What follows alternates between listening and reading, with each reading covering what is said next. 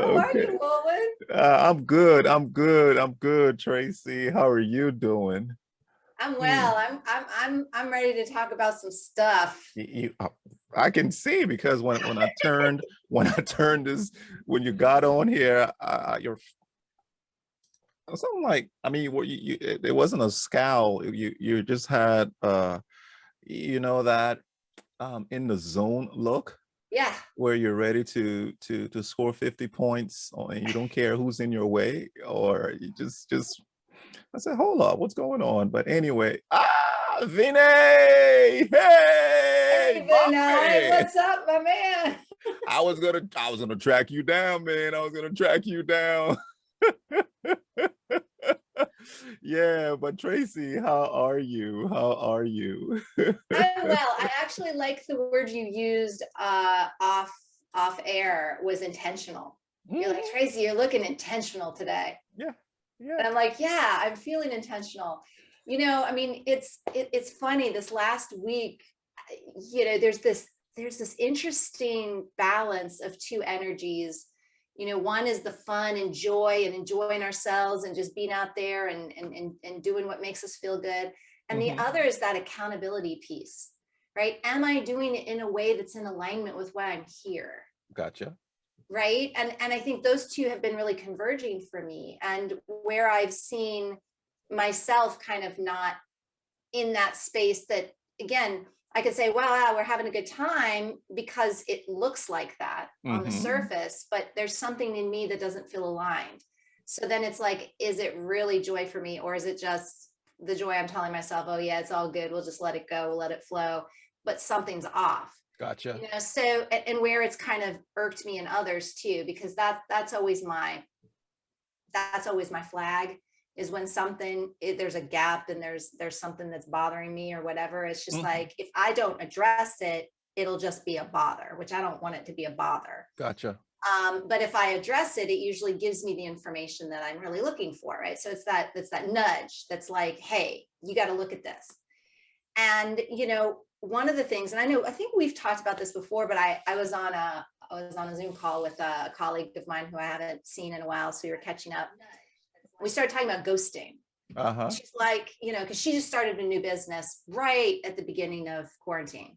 She moved from a whole different industry to a separate one, and she's been doing really well. But she said, we used to get calls. She used to own a spa salon, and she's like, we used to get calls and people would book stuff and then they just wouldn't show.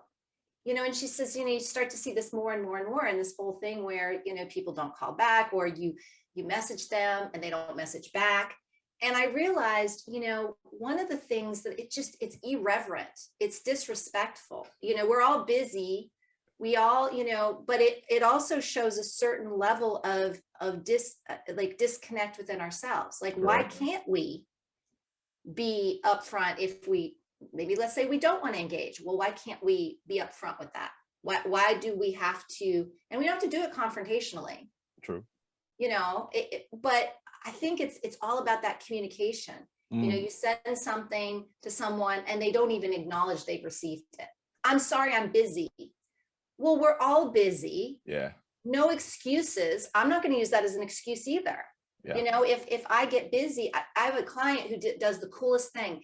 He will immediately respond as soon as he can and say, I'll get back to you by Wednesday, Mm. Thursday, end of the week, whatever.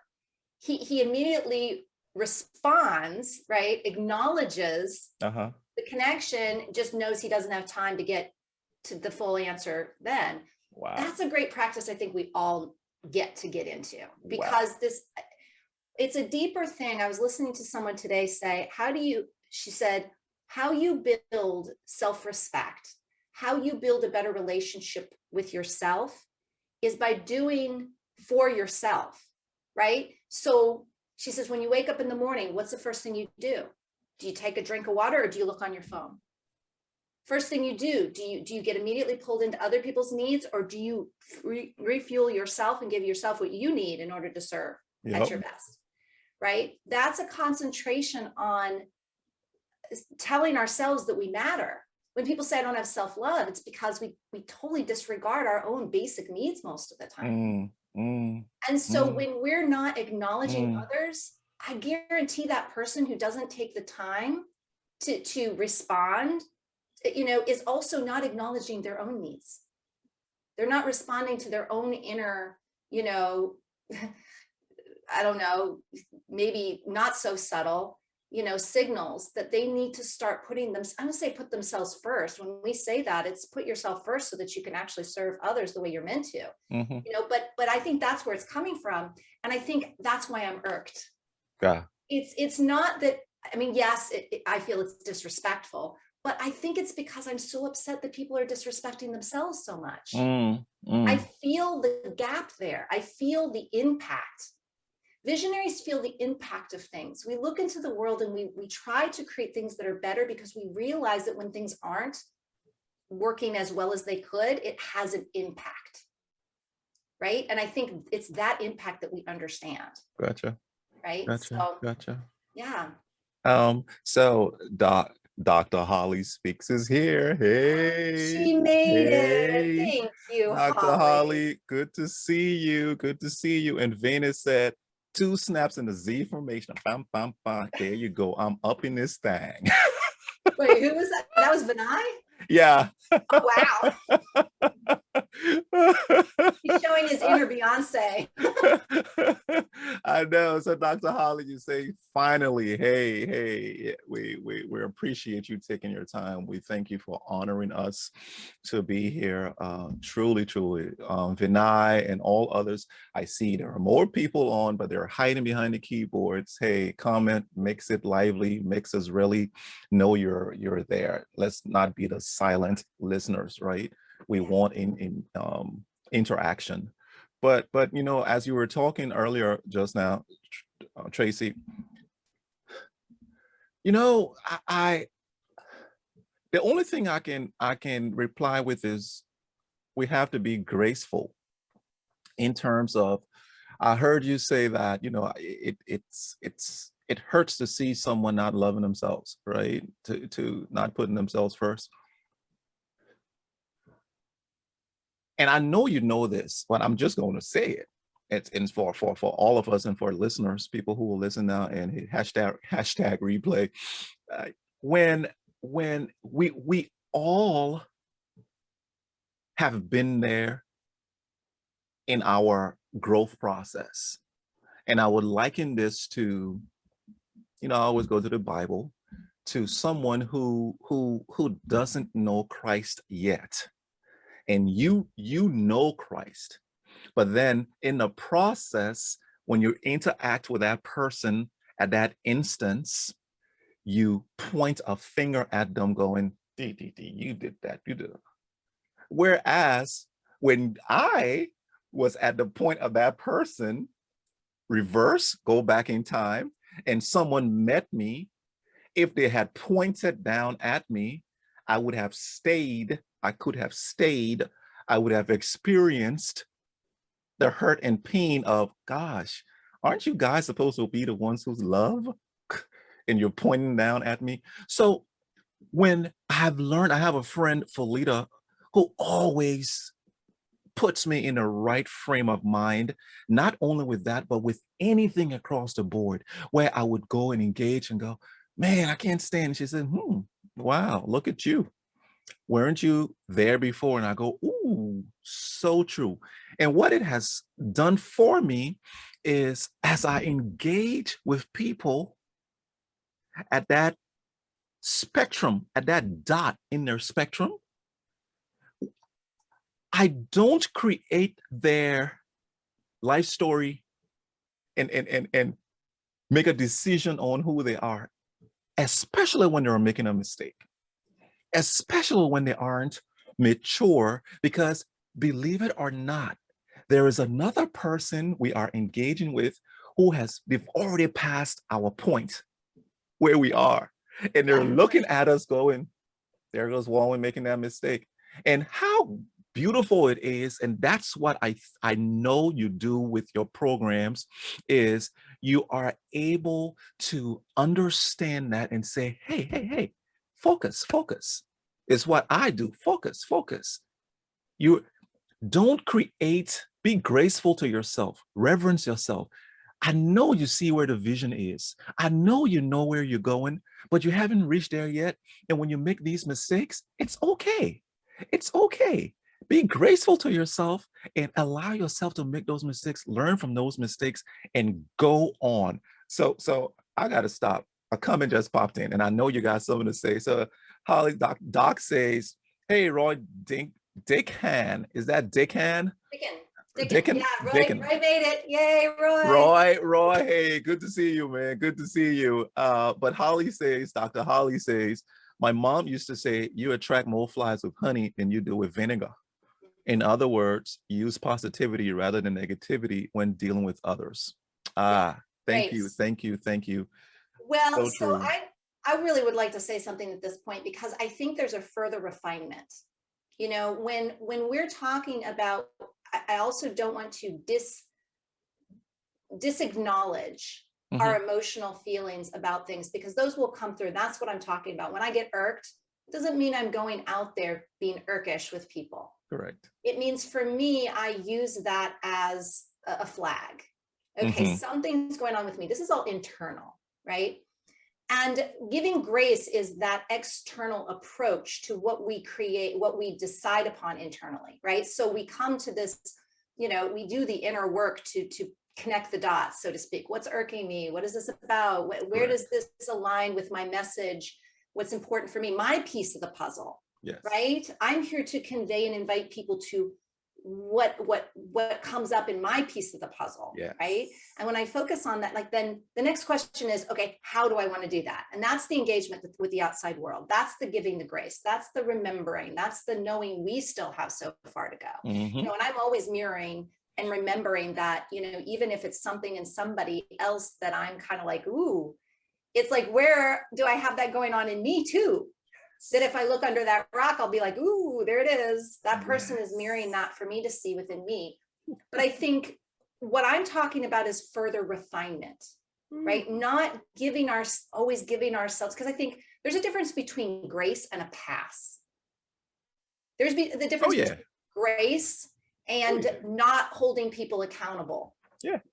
Right? And that's where I think we have to be careful, because we're always being told, and we're in a very, very difficult time on many levels, right? We're in a transformational time on this planet.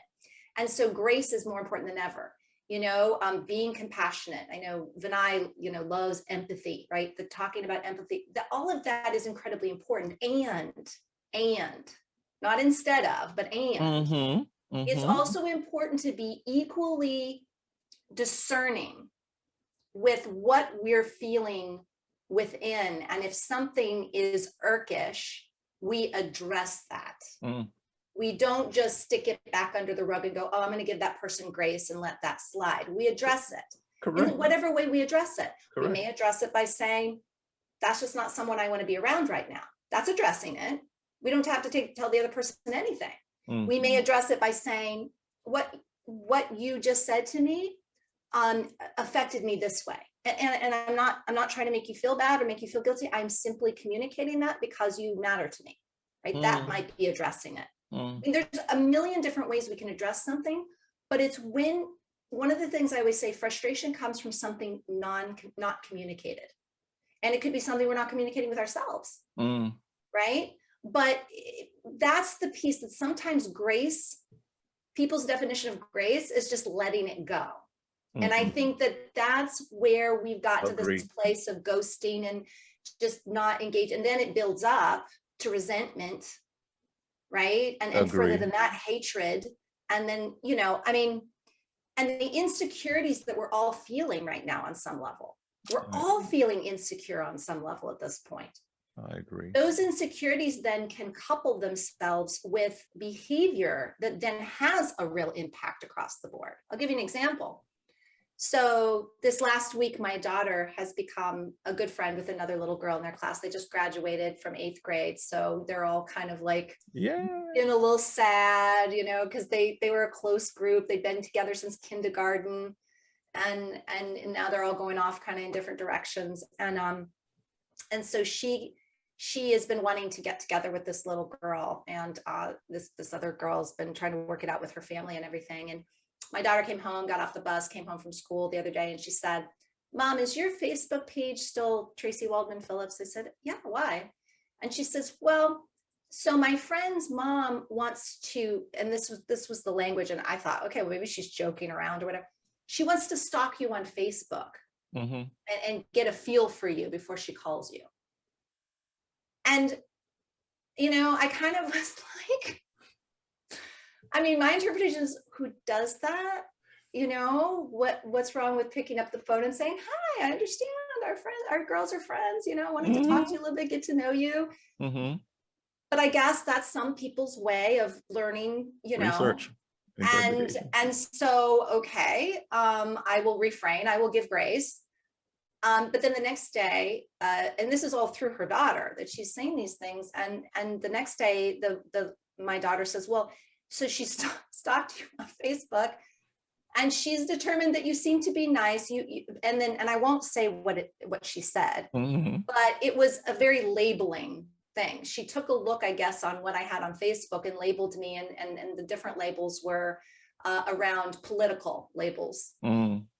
And she couldn't be more wrong. And that was the funny part, you know, and I think that's my message on this, is that, you know, we've heard don't judge a book by its cover, but why are we judging to begin with? Why aren't we, again, addressing what is the real issue? I don't know this person. I don't know if I want my daughter to get together with this because I don't know them. Well, then address it, right? She doesn't know me from Adam. Based on what she told her daughter she thinks of me, she couldn't be more wrong. And I think that's the key piece, is that reach out and get to know the actual person in real time. Reach out and have that conversation, share what's on your heart, share what's on your mind, you know, address it in whatever way, or address it by, again, like I said, just disconnecting and saying that's not something I want to engage with, it doesn't serve me. But this whole kind of thing that we do of you know, indirectly, and then assuming, and then, to your point, pointing fingers and labeling, and all the while it's like saying, I don't like sushi. Well, I don't like the way it looks, I don't like it smells, I don't like where it comes from, I don't like the concept of it. Have you ever tried it? How do you know if you actually like it if it doesn't go in your mouth? And that's fine if you decide not to, but let's not label it. You know, when people say I don't like it, say I don't really want to try it because it seems disgusting to me, or it seems this way, or I just don't like the concept or idea of raw fish. That's different than I don't like it. Like it. Correct. Right? You know, or going as far as to share something completely wrong about someone else that you have never even had a conversation with. You know, and judging that, and possibly even having that affect other relationships. And so, you know, again, you know, I'm not trying to criticize, I'm addressing it. Yeah. I'm addressing it openly and honestly. If this woman is listening, because she's talking me on Facebook. No. I hope we can have a conversation at some point. Sure. I reached out, I left a message, you know, and I think that's kind of what I'm saying, is at the end of the day, let's really connect with one another. Let's really know in real time what we're talking about, as opposed to assuming. I completely agree with you. There was a part in your conversation in what you just stated that I love how you stated grace versus past, and you know, but something stuck when you are communicating with someone, and you have to say, oh, I'm saying this because I want, you start to apologize in your conversation when you're coming from a good place, when your motive is great, and you take 90% apologizing and then 10% given the information. I've come, you know, just in my conversations now with people, I tend to because I know it's from a good place, because, and the utterance may be hard, but most times it's not. But because it's always from a good place, I do not apologize. I do not do the 90%. I observe that. So why I'm gonna, no. I go directly with it and give the information. And it's up to you to see that this guy who's talking to you and in the delivery is saying you can go from good to better or go from better to best. And if you say, and if you can summarize or deduce that this guy is coming from a bad place, I don't want to, I'm not, you keep going. Or Exit stage address it. left. Or Exit address stage it. left, right? Come to Right. me and let's have a conversation. So, Wulwyn, why then? Then that's when I'm going to take the 90% that most people apologize before, and I'm not going to apologize. I'm going to tell you, did you really think I was coming at you negatively? No, it's not. It's not my motive, because it's always about that motive, always about that heart. Where did that thing begin from? And I think we talked about this a while ago. Where did it come from? Did it come from a place where you're jealous? Did it come from a place that you're trying to build someone? Is it coming from a place of love? Is it coming from a place of, ooh, wow, Traci Phillips, she's on another platform again? Dr. Holly, you're on another platform again. I can't, when I turn left and right, they're on LinkedIn talking about today's professional. This is something Dr. Holly has up there, so I'm gonna mess with her. Today's professionals has to constantly work to remain relevant in their field. Technology changes so rapidly. There's a new popular leadership methodology every other day. How do you stay relevant? Every single time I turn around, she's there going with this thing. What does she care? This is her as, and I'm going to take this is zone of genius. See, when you're operating in that space, that's the stuff that's flowing out of your belly. It flows out of your belly. So in my case, when I'm here having conversations, I always go back to the Bible in terms, it's flowing out of my belly. So I'm not going to apologize. Your intentionality, your reverence, etc. And the motive that Dr. Holly, Vinay, you, myself, the motive, I swear it's not coming from a negative place. It's coming from a place of us, upliftment.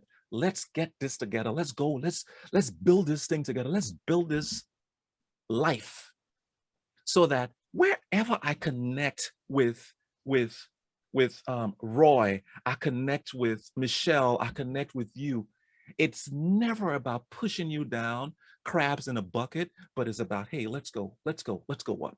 Let's make this happen. Well, and I think to that point, and I agree, I think also too, it's this ability to say, to have a real relationship, right? We have to be real, right? That good relationships aren't just being in agreement all the time. Ooh. And bad relationships aren't just about when you're not in agreement, you're fighting. I do believe there's a happy medium there. Yes. Where you can be. Vinay and I were actually talking about this yesterday, the show The View, and even sports commentators, I can't get that word out, sports commentary, these guys will be like, no, actually, from my perspective, I think this, that, and the other. Now, are those guys fighting? No, that's diversity. That's diverse perspective. That's the joie de vivre.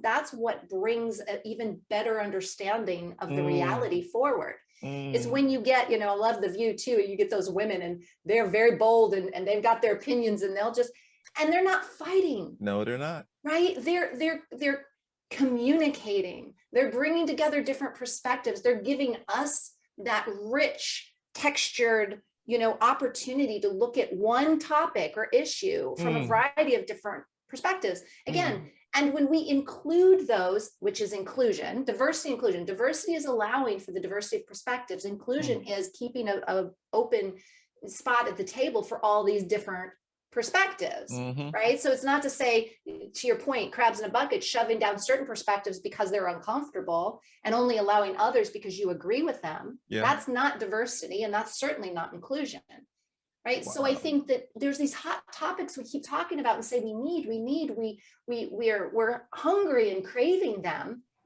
And I think we're in a time where we're learning how to do that. How do we create? We want it. How do we cultivate it? How do we build it? How do we make room for it? How do we need to change things within ourselves? And one of the things I'm seeing is we have to start communicating more and better. Can I answer that from a comment on there? Yeah. Oh yeah. Roy goes, good relationships take effort, right? Good relationships take effort, and the effort of communicating, the effort of time, the effort of looking in. You know how when you make this sound to your dog, and the dog goes, what do you? That's what it takes. In. Yeah. Yeah, you got to tune in. Michelle came with unapologetic, unapologetically expressive, right? In your conversations. There's now what you aren't seeing here, Traci, is there's conversation going on. Dr. Holly took Vinay, put him in a corner, and bam, bam, bam. Vinay did his Z thing and then took her down and smacked her. No, I'm just kidding. There was conversation. I'm like, know these people? I'm like, I can't see that happening. But no, there's a undergrowth of conversations going on here that I know we can't really go into, but it was earlier where I think Dr. Holly spoke about, Dr. Holly spoke about positivity. I might butcher this, but if Vinay came back and in agreement, I agree with using positive versus negative, but the challenge for most is reframing seemingly negative issues in a positive mindset.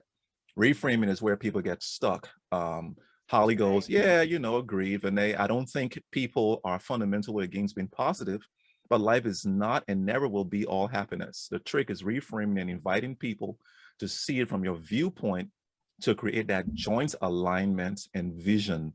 Vinay goes, so that's stop there between the two, which was excellent. Thank you so much. This is why you're eavesdropping. As you eavesdrop, then we eavesdropping on your conversations, right? We're eavesdropping on you now. Yeah, so Vinay goes, Tracy Waldman Phillips, he's addressing you. People think they are being smart and doing due diligence. They are missing a point. I think this is in terms of, and we are using these words. This was secondhand from the friend, so the mom may not have said that, right? Due diligence, they are missing the point. It is from a place of fear, could be well-founded, but nonetheless a shame. So true, Vinay, that we have to, here's what it looks like from my viewpoint, Traci, as when I read this here from Vinay, it's from a place of fear, could be well-founded, but nonetheless a shame. When my daughter engages with someone in the street, her friend, or my daughter gets a friend,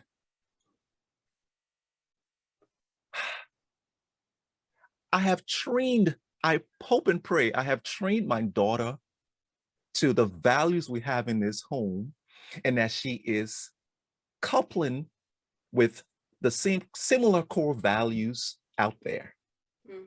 So that when she does meet this person, and that person, mom, says, when the friend says, I've met, what's your daughter's name again?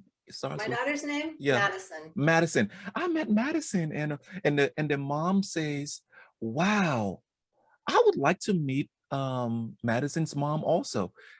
That she knows the value system that she has in the home couples, and that these children were walking past and they saw, oh my goodness, value system, hey, bum, let's meet.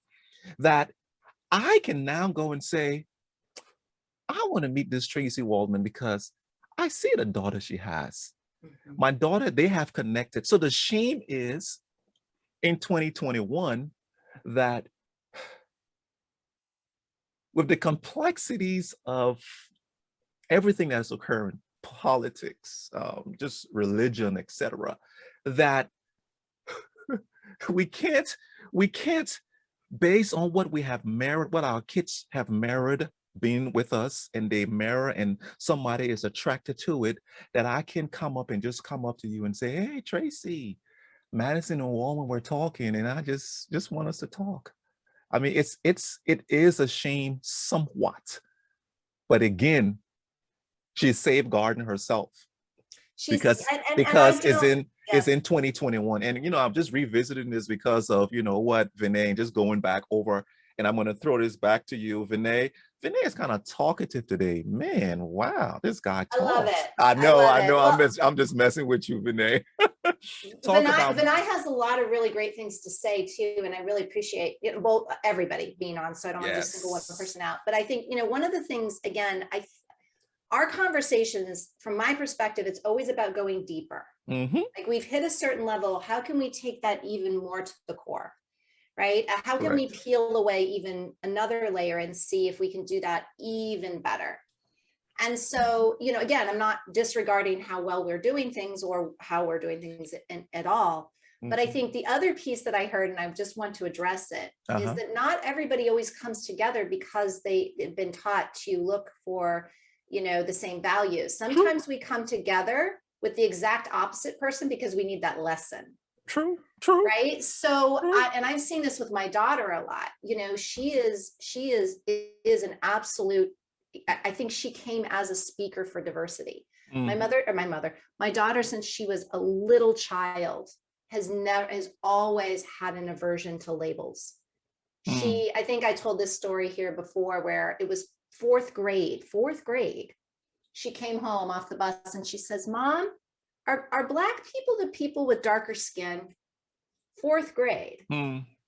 And partially it's because we live out in the country and there aren't a lot of people of color at her school, but it's also partially because we don't talk about that as a categorization in this family. Mm. And so somebody must have said something and she was trying to put it together, but we don't talk about Black people, white people, purple Mm-hmm. people. We didn't Yeah. use that language in the home. And so she wasn't quite sure what that meant. Correct. And from that first conversation I remember having with her, it was very clear that this was a kid that felt very uncomfortable when it came to labels. And now at 13, I mean, she is very vocal about it. And she will be the first to say, Mom, don't assume. Mom, don't, Oof. don't. She was the one when I got a little ruffled under the collar about the whole comment that the mom made about how she thought I was of a political, persuasion because of, I guess, I don't know what she saw. My daughter just looked at me and said, Mom, be mature. Ooh, woo. Mm. Drop And mic. this is where, when I talk about leadership, I oftentimes refer to my daughter as one of my best leadership accountability buddies. Correct. Because Correct. she makes me always aware of the higher place from which I want to come and practice and model and be. Yes. We're not perfect as humans. I will fall to immaturity, just probably more often than I like. Oh yeah. But when we position ourselves, and so I've seen her, because of the way she is, actually attract certain people to her that challenge her, challenge that aspect, because I think we're most challenged in our greatest gifts. We're most challenged to, first of all, see them. So I got that little bug again. We're most challenged to see them, but I think we're also most challenged in life because as the challenge comes, that's when we learn to hone that skill, hone that trade, hone that innate value. Yeah. Right. And so I do believe she's called into these friendships. And I mean, there's a great story about a friendship she had a number of years ago that really just broke her heart, and to see her navigate that and where she came out on the other side. I mean, as a parent, I'm very proud of her because she dealt with it very maturely and also very internally. She wanted to do a lot of that work herself, with support, but not projecting. And so I think that that's the piece that we get to look at is, what am I mirroring? Well, first of all, am I in alignment with who I am? Am I being honest with my feelings? Because as I said to my daughter, I said, for a moment, I'm going to be probably a little immature because I'm unhappy about this. My emotions, I'm honoring my emotions for the second, but I am not going to act on that out there in the world. This is me getting right with all aspects of myself, because my heart brain right now is not happy with this. My head brain is like, stay in alignment. My heart brain's like, wow, this is sad, or I'm mad, or whatever. And so then we have to work with that. We're not always going to come right out of the chute perfect. And I think that's the addressing I'm talking about. We're not even going to have the right conversation sometimes, but there's no problem with circling back around and going, you know, I don't think I really did that all that well. Correct. Can I start again? And But- not to be afraid to do that. Can we do a redo? Because I really feel, I did that with my husband the other day. He caught me in the middle of something, and I was just not very kind, in the sense, not very loving. I was just like, you know, I can't talk right now. You know, that wasn't a very loving response. Correct. And it hit me what I had done the next day in the middle of the day. And I texted him, and he says, you know, I love and respect you a lot. First, you know, can I have a redo? I did not do the right thing there. I was not being loving. I'm so sorry. You did not deserve that. Correct. You know, that's part of being human too, and addressing it. So yeah, and that's maturity, right? That's maturity on one end. Somebody would say be mature to be in the moment and do the right thing in the moment. Maturity is also when you've made a mistake that you can recognize and then come back and address and be accountable to it. So I think that's a good sign of maturity. Not because we're doing this, but you're mature, Traci. Keep your maturity up, okay? That's great. thank you. but you know, I wrote something on Facebook the other day, and you know, it was a leader has to be a follower first. A leader needs to know how to follow, needs to understand the nuances of following, the gripes, I'm gonna do it because I know the end result. And once you understand how to follow, then you are ready to become a leader. And I say that because you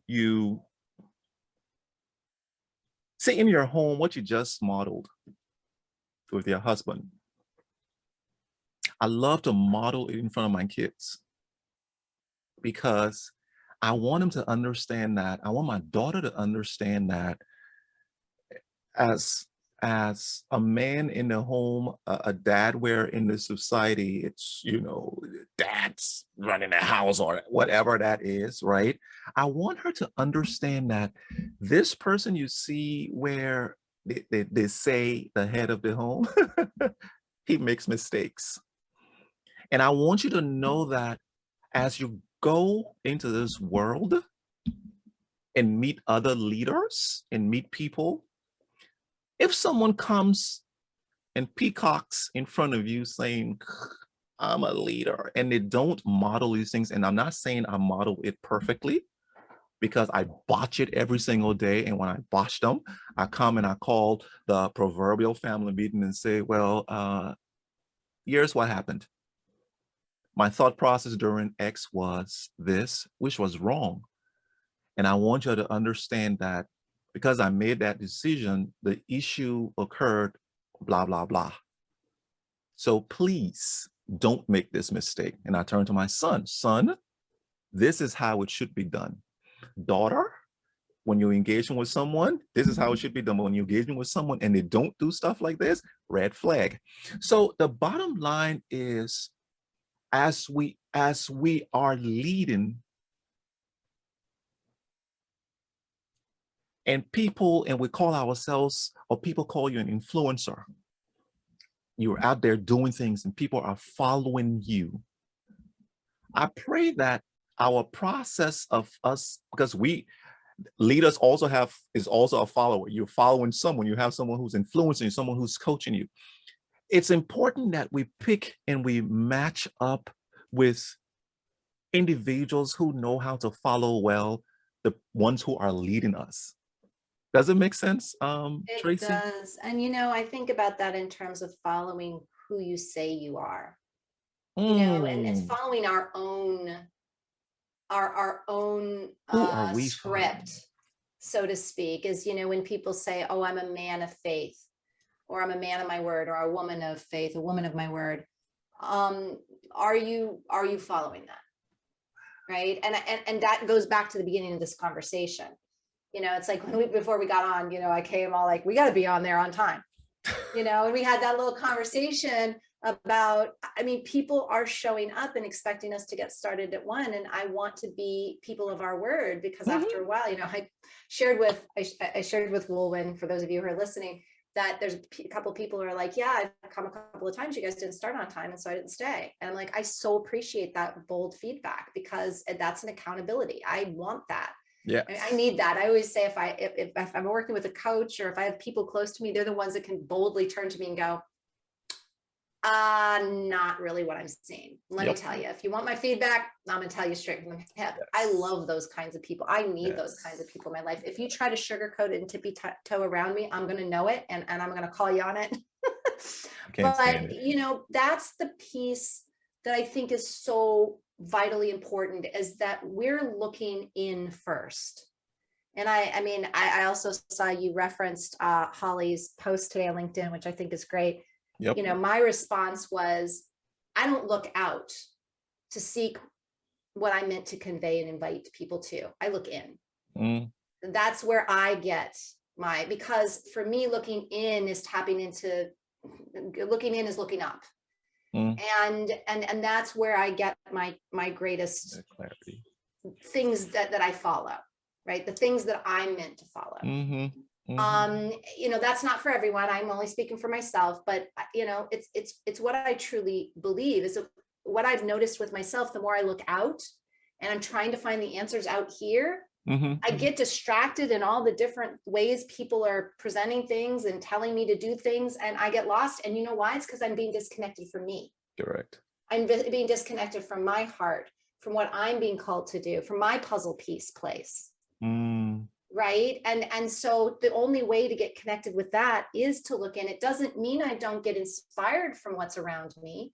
It doesn't mean I might not get a great piece of information that I can utilize somewhere, but I don't go searching outside of myself. Right. I go searching in myself. And so this whole idea of fellowship, I think there's so many, I'm just going to use the word interesting because it's a good one. There's some interesting influencers out there. Right? These people, social influencers, interesting. You start to see what they're putting out there, influencing people with. I'm like, interesting. What's the ultimate outcome there? Like, what is their legacy or their why to be leading people in that direction? Yeah. I wonder if they even know, or is the influence more about attention because that's what they're trying to get in order to feel relevant? If we don't feel relevant within ourselves, we're going to be doing all sorts of antics, putting on all sorts of antics and doing all sorts of stuff that's interesting out there in the world, influencing people, thinking that's how they have to get attention. Look at my daughter who's 13 and how, they're being influenced to get attention in the world, right? In my generation, it was the glossy magazines where you got to look pretty and be sexy. That's how you get attention. Now it's a whole slew of other things on top of that. And so is that serving us? That's the question, the basic question. And does that feel like you're following what's within you, your values, your inner guidance, your inner compass? And that's why I invite people more into that space, because I do feel like there is a lot of lostness because people aren't connecting there first. Because to your point, you're going to connect outwardly with those people that align with that once you've connected to that space inwardly. Because you said something great in that post you referenced. You talked about owning that place. You used the word owning, right? In fellowship, we have to eventually own what it is that we're following. Right? We have to be able to say that is part of me. That is part of who I am and what I'm made of. Wow. Right? Otherwise, why am I following it? Traci, you as you're speaking, you just put me in a position, and it's a grateful position, and I feel the need to get on a soapbox for a second. For those of us, and I'm saying us because we're part of this, for those of us who are at a place where we are looking to create, or we are creating, in the process of creating, have created, and it hasn't caught on yet. And I use the word yet strategically. It hasn't caught on yet. And you begin to search. You're searching, you're online, you're seeing how Traci does it, you're seeing how Wulwyn does it, you're seeing how Dr. Hulley does it, Vinay, Ray, Michelle. Or if I'm calling those names, you're looking to see other people how to do it. I think you were given a blueprint for a reason. The blueprint, there are 8 billion people on this earth. 1% of those 8 billion can do you wonders. That the key is to find where that 1% is. Don't change. Don't attract things. Don't throw spaghetti on the wall. Don't TikTok it. Don't look for that next viral thing. Do you, boo. And as you're doing you, in the process of doing you, there are naysayers, there are people outside on the sidelines who, I'm sorry to say, they have their purpose, but they have decided to waste it by sitting and being a spectator and being the scouting report, the scout who gives the report, you suck, or you don't listen to that. Go ahead and do what God has put you on this earth to do. It may not have caught on yet. And maybe it's not even supposed to catch on. Maybe it's just for that 1-2 people who will read it, and they will become the influencer. And one day they will say, the reason I'm who I am is because one day I was reading and I saw Dr. Holly Speaks, and she moved me to do this. Had you changed, Dr. Holly, had you changed because you saw John doing it, that person would never have had the aha moment. So Traci, Wulwyn, all of us, every one of us, as we're doing this thing that we're doing, let's do it from our core. As you said, let's look inside. And yeah, we can be informed from outside, but you have the blueprint within you. Trust that you have it. And I get off this soapbox. That's a good one. That's a great soapbox. And it kind of brought everything we talked about so far into a succinct focal point. You know, there's a book, and I've referenced this to many, many people since I've read it. And it was introduced to me by my dear friend, Dr. Lacey Frazier, who I worked with when I was doing volunteer work at Butner Federal Prison. And it's by an Indian man named Aman Matwani. And it's called Yes, You Can Change the World. And it's a simple parable book. It's less than 200 pages. You can read it in one night. But it's the story of a man that everybody called father. And that's a reference. That's a very intentional reference. And it starts off with a young man at his father's funeral. And he didn't know his father very well. He had his own perception of who his father was and what his father was kind of about. And he really, quite frankly, didn't take his father very seriously. And he showed up from the big city and in this little town, you know, to put his father at rest. And he didn't think there was really going to be anyone there. And he gets to the church, and he's astounded by the hundreds and hundreds of people lining up to pay their respects. And as he goes through the day, talking to different people, they each tell their story about how his father, who they all call father, influenced their lives. And each one they're from different walks of life and different socioeconomic backgrounds and different ages and different experiences that they had, but they would all go to father and talk to him about it. And he was a man of few words, but what he always did was hold up that ability, that beautiful mirror, for them to see themselves at their greatest point and shift to align with that if they weren't coming across from their greatest potential. And he would just be there with them as they found these answers, asking them the questions, right, as the consummate coach. And each one tells these amazing stories of how they discovered themselves through their time with this man they called father. And the man was simple.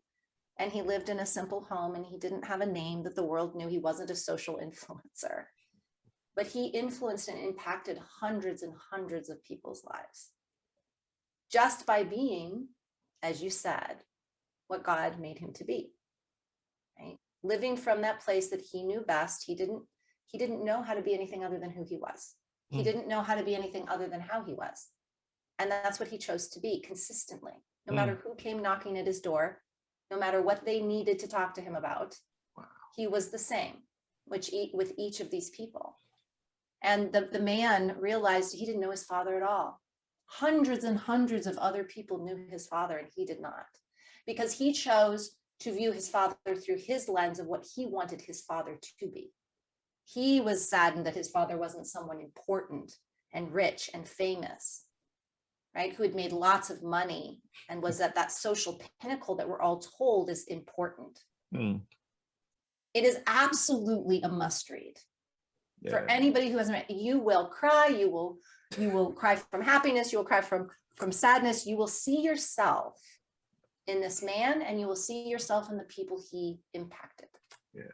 It is one of the most beautiful pieces of work I've ever read. And that's what I feel life is about. Yeah. Right? We can read these leadership books, Good to Great. I mean, there are some great snippets. And again, I'm not putting down any of these authors. I'm about to become one myself, so I am not dissing authors. No. Books are fabulous. But we have to remember that if anything is telling us, follow this model and it'll bring you to the pinnacle of your, business success, or do this thing, or eat this pill and you'll lose weight, or whatever.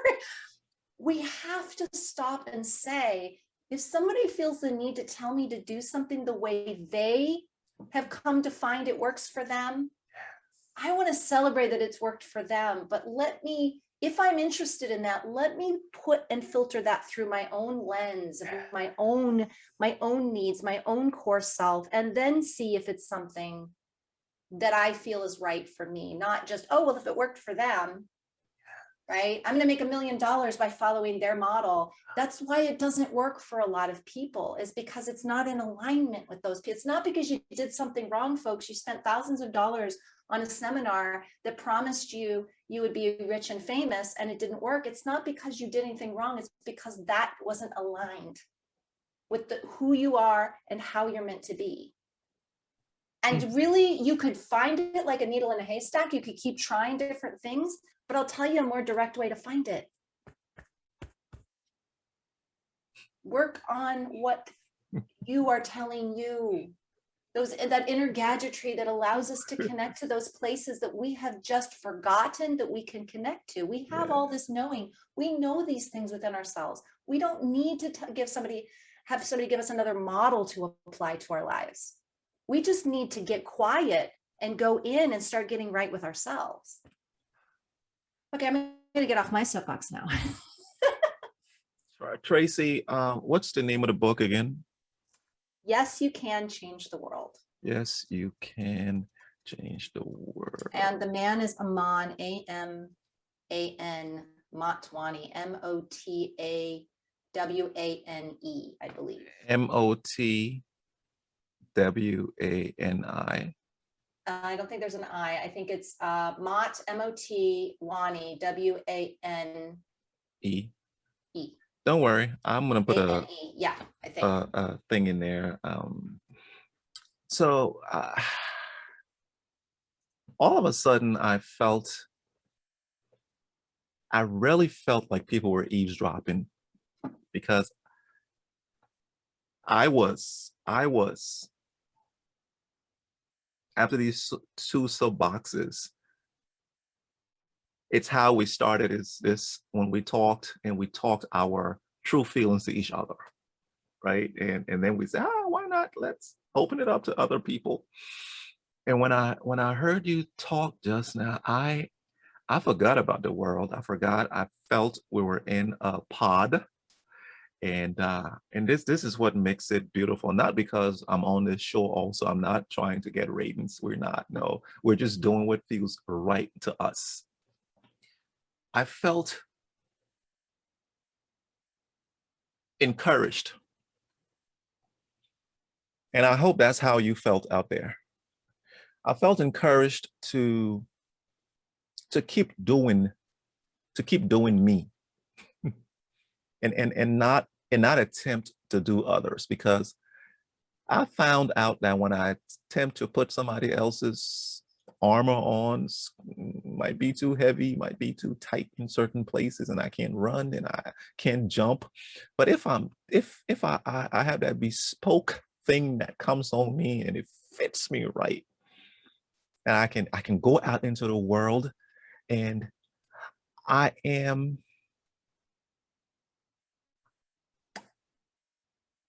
fully, fully, I have all information within me that I don't, when a question comes to me or I reach to a destination or on my way, that I don't have to turn around to go and ask Google, what do I do here now?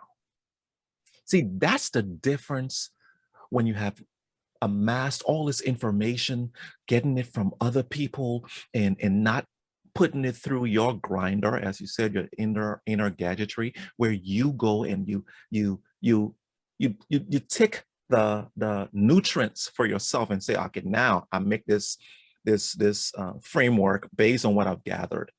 When your foundation is everybody's, when it's time to answer for yourself, those people aren't around. Versus when you do it from in there, from your gut, from your heart, that when you come to that place where the question is daunting, the task is, and you can go and say, wow, that's where it becomes, you recreate based on the heuristics that got you there, and go, ah, this is the way I must take. And if you make a mistake on that route, you can rewind or you can pivot where you made the mistake and continue going. And there, when you stop and write and say, when you come to this point and make that pivot, that's what you need to do in these times. People will start to follow and say, ha. But guess what? Followers wouldn't come when you're taking it from there, because they'll be like, that's the same old thing I saw. Everybody's doing the same thing. Right. So I can't wait for the book. I can't wait for the book. I can't wait for the book. I can't wait for the book. You'll be getting one of the first signed copies, my friend. Hey, so when can't wait for the book either. when is pre-ordering? Come on. So we're still on track. It should be coming out at the end of this month. I mean, it might be right at the end of the month. But I will be sure to announce that on the show when we can put the link to the Amazon order, all that fun stuff. Now, I want to be. I don't want to get it from. I want to get the pre-ordered copy. I want to pre-order. We already did pre-orders. Well, what? It's funny. So I know. So pre-orders happened like a year ago. Didn't I? Some of the people you didn't. Well, yeah, we knew each other. I don't know. That we'll have to look back into that one. You will get a signed book. You will. You will get one. You will absolutely get one. You don't even have to order one. I'm about to burn this. Vinay got one and I didn't. Oh, no, Vinay. Yeah, I think everybody, well, I mean, I've been getting those. Is the book still coming out? People, I mean, some people pre-ordered 5 books. I mean, they want to give them to people. I know Jenny, and shout out to Jenny Midgley. She was like, okay, so it is coming out. Like she's like, because she wants to gift it to people. I mean, that touches my heart so much that people, I mean, without even reading my work, they know they have something they want to give to someone. I think it's gonna be kind of okay. Book's gonna be kind of okay. It'll be. I hope so. I hope, again, my hope is that it has people thinking. I mean, I've always said this, that I would rather get, you be able to hear a pin drop after I've given a presentation or presented something, because that means people are thinking, than a standing ovation. Yeah. Because I really believe, and you and I have talked about this before, we're catalysts, right? It's coming through us. I am happy to be that catalyst. I'm proud to be that catalyst. I am taking full responsibility for being that catalyst, but it is not about the catalyst. It is what it catalyzes. Correct. Right. And I think that that's the key piece, is that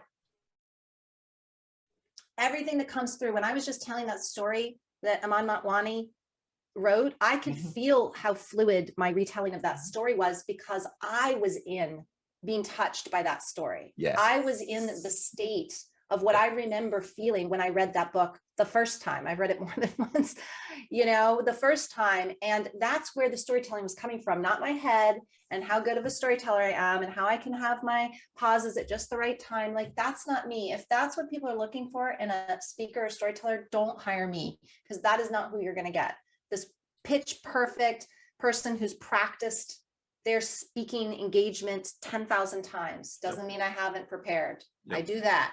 But I don't practice. I prepare. There's a difference. Yes. And I think that is something we all have to ask. There's no right or wrong answer there. Some people are beautiful speakers, eloquent speakers, and they do practice.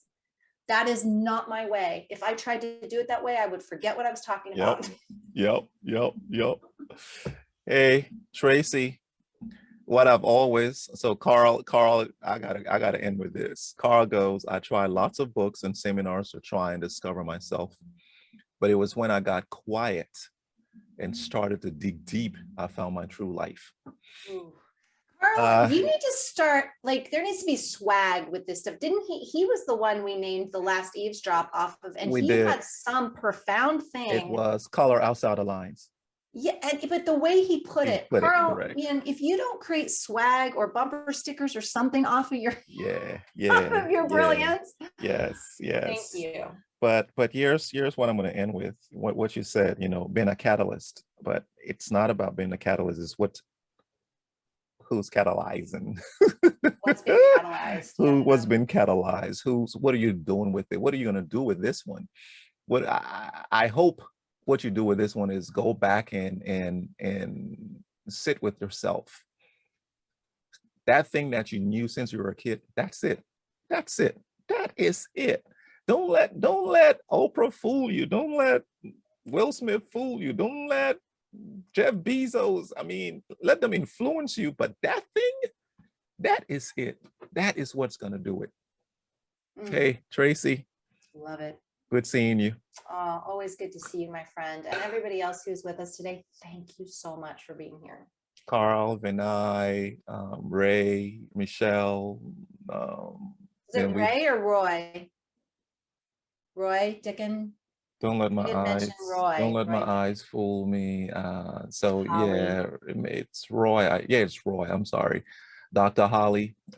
Hey, thank you guys. Thank you so much. We appreciate you. And we'll respect your time. We're signing out. Take care and bye.